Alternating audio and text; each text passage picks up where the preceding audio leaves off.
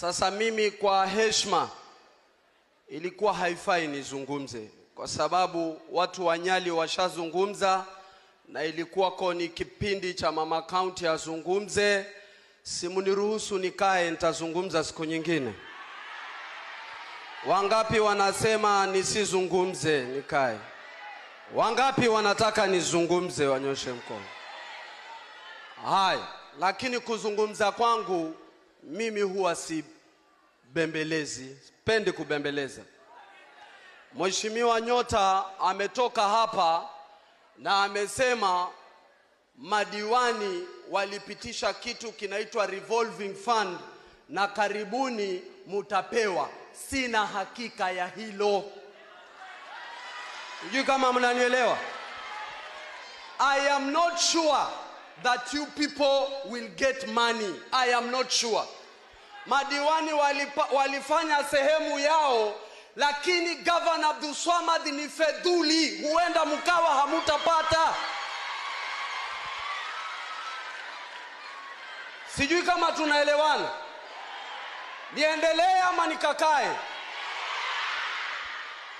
Waswahili wanasema ukiumwa na nyoka utakimbia hata ung'ong'o. Tulipitisha ardhi fund iwasaidie sisi kama ma MCA. Mulipata ama hamukupata? Si hamukupata? Sasa sisi kazi yetu, sitaki mukose pesa za wamama museme Mheshimiwa Nyota na ma MCA ni warongo, na ili hali kazi ya kuwapa pesa si yetu. Yetu ni kuwapitishia. Lakini kwa kuwa tulikosea tukachagua gavana ambaye hatupendi, sasa tunateseka.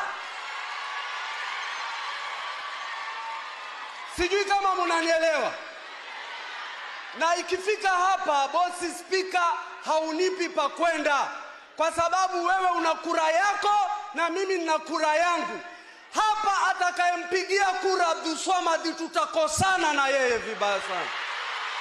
Wangapi wanasema Abdulswamad aende? Nione mkono hapa.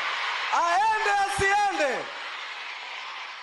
Mavige ya Abdulswamad. Mimi niwaambie hivi watu wa Nyali, niwaambie hivi, hili bunge la county lilipitisha basari ya 500 million. Watoto wenu wamepewa basari. Tulipitisha ardhi fund, mumepata pesa za ardhi fund. Sikizeni nyinyi, mimi nina mchawi mzuri sana. Ukinidanganya na umpe kura Abdulswamad ndaloga, nawaroga nyinyi watu.